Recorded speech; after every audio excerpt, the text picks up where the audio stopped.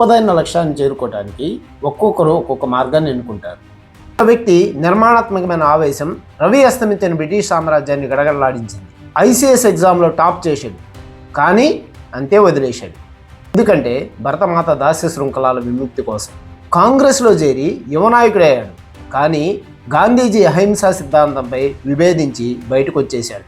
స్వాతంత్రం యాచకంగా రాదు, పోరాడి గెలుచుకోవాలని బలంగా నమ్మాడు. 1941లో హౌస్ అరెస్ట్లో నుండి మారువేషంలో తప్పించుకొని ఇక్కడి నుంచి జర్మనీకి వెళ్ళి అక్కడి నుంచి జపాన్కి చేరుకున్నాడు. పరాయి దేశంలో 40,000 మంది సైనికులతో ఆజాద్ హింద్ ఫౌజ్ స్థాపించాడు. అదే మన భారత సైన్యం. ఆయనే మన నేతాజీ సుభాష్ చంద్రబోస్. అజేయ స్వతంత్ర బడవాగ్ని. మీరు నాకు రక్తాన్ని ఇవ్వండి, నేను మీకు స్వాతంత్రాన్ని ఇస్తానన్న ఆయన పిలుపు దేశం మొత్తాన్ని రగిలించింది. Hence you go. Give blood to me, I will give freedom. 1945లో విమాన ప్రమాదంలో మరణించారా లేక మారువేషంలో బతికారా ఇప్పటికీ మిస్టరీగానే ఉంది.